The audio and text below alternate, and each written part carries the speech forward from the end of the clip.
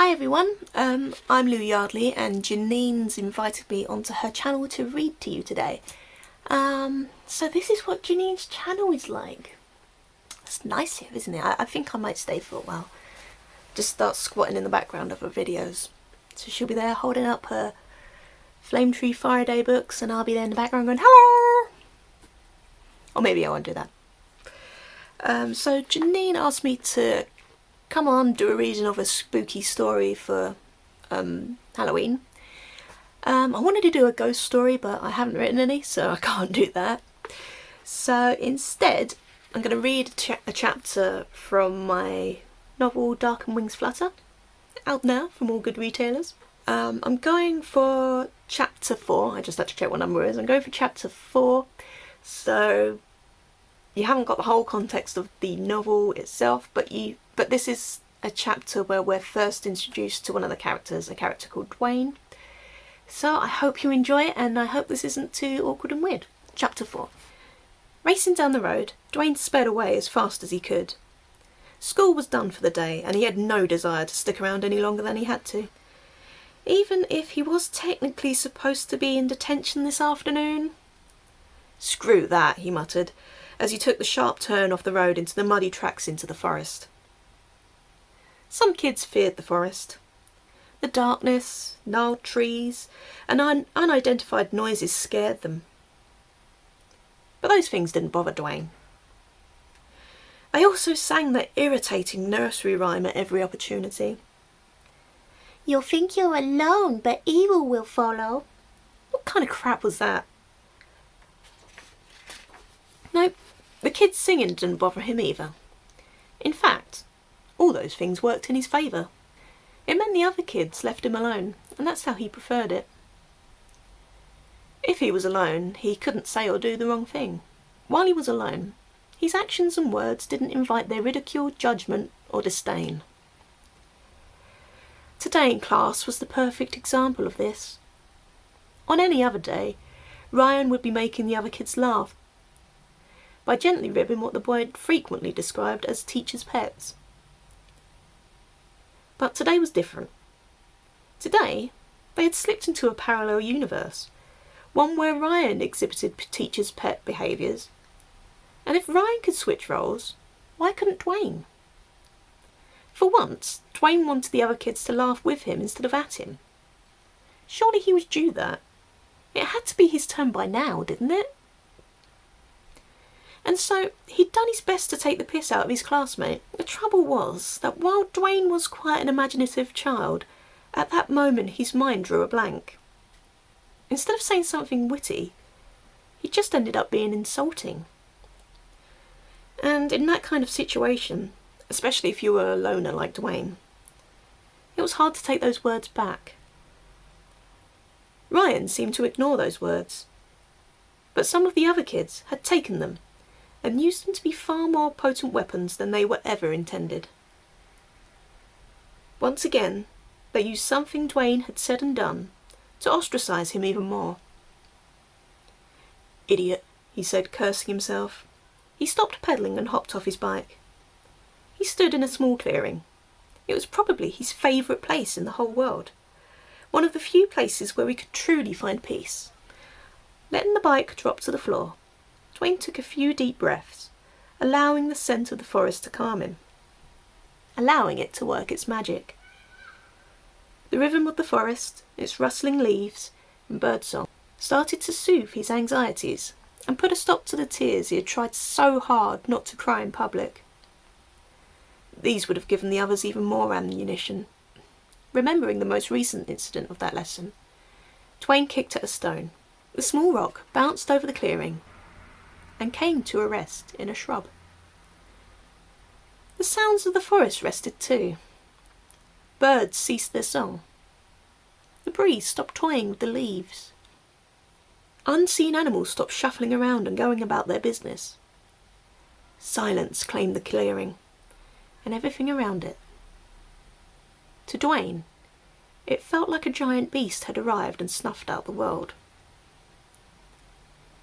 And now it was coming for him. You'll think you're alone, but evil will follow. Dwayne wanted to jump on his bike and pedal away as quietly as possible, but he didn't know where to go. What if he rode directly into the beast's open jaws? He wished he had a weapon, some way to defend himself. Something, anything! But the closest thing that Dwayne had for a weapon was a cheap laser pointer that he bought with his pocket money a few weeks ago. The only thing was that he didn't think it would do much damage up against a monster. And he'd left it at home anyway. His mum hated it, so he had to keep it hidden. It was then that the reality started to set in. He was defenceless. Dwayne's bottom lip started to quiver, and tears began to flood his eyes. This was so unfair. The day had been crap enough as it was, and now he was going to get eaten by some random forest monster. That really sucked as a way to go. Not that any method of death seemed particularly pleasant, but being eaten by a monster was just his luck. It wasn't normal, was it? It was yet another thing that separated Dwayne from just about everyone else on the planet. Or at least, the planet as he knew it. So everyone in his school.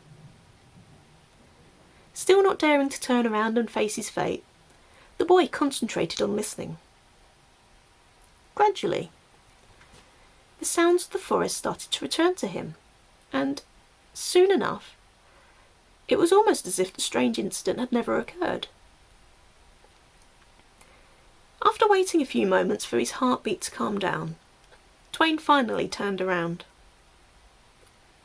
No monsters eagerly waited to taste his flesh, but there was something.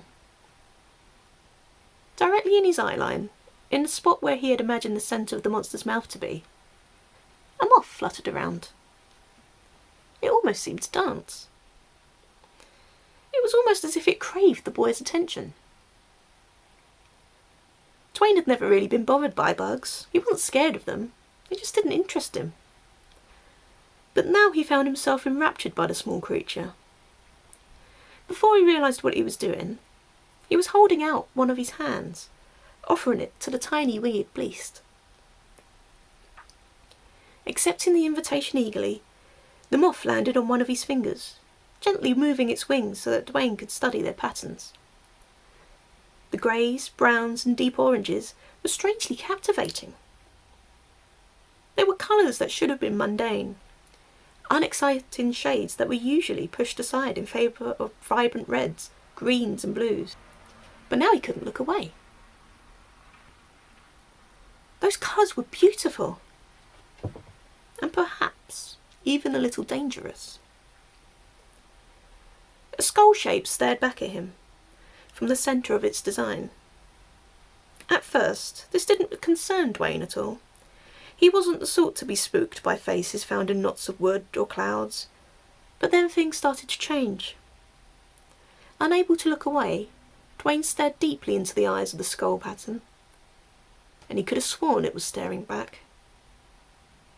But that was impossible, wasn't it? Just like a boy-eating forest monster was impossible. Dwayne shuddered. No longer wanted to feel the touch of the tiny creature on his skin. He shook his hand. The moth immediately took flight, returning to its mid-air dances. Only this time there was something different about the way it moved. No longer did it seem to want his admiration. Now it was more aggressive. Flitting to and fro, Dwayne struggled to keep track of where it was and where it was going. The creature seemed to understand this and use it to its advantage, flying in to dive at one of Dwayne's eyes as soon as it got the chance. Dwayne flinched and batted them off away with his left hand, glad that his reflexes were acting as quickly as they should. But the moth came back for another go. Waving both hands now, Dwayne desperately tried to knock the creature away. Amazingly, no matter how much force he put into the strikes, the moth never fell to the ground. Nothing seemed to stun it or slow it down. Had Dwayne been the kind of person to consider such things, he might have wondered if this was the next stage of moth evolution, or if it was just a bizarre genetic mutation. But neither of those things popped into his mind. Instead, he was solely focused on preventing the troublesome and tenacious creature from flying into his eyeball or entering his mouth. Dwayne didn't stop to question if this was normal behaviour for a moth. Not that he would have known what normal behaviour for a moth was. After all, Dwayne wasn't the kind of person who was interested in bugs. Without realising it, he must have let his guard slip, as suddenly the moth found a way in. Ignoring his eyes, nose and mouth, the moth aimed for his left ear. Tiny feet probed at the earlobe, moving closer to the entrance to his head. Deep down, Dwayne knew, or at least assumed, that moths were not carnivorous, but a primal part of him screamed. That moth, that creature, was trying to get into his brain. If it got to his brain, it would eat it. Dwayne didn't know how he knew this, but he believed it with all his heart. Not wanting to waste any time, he reached up and grabbed the moth between his finger and his thumb. Squirming in his grip, it tried to escape. Or if not escape, to fight back. It was surprisingly strong, and given half the chance it would surely break free and resume its attack. There was only one thing for it. Dwayne needed to end this now. Dwayne may have not particularly liked bugs, but he didn't like killing things either. He was more likely to catch a spider and set it free in the garden than he was to squish it. But squishing this moth seemed like the only option.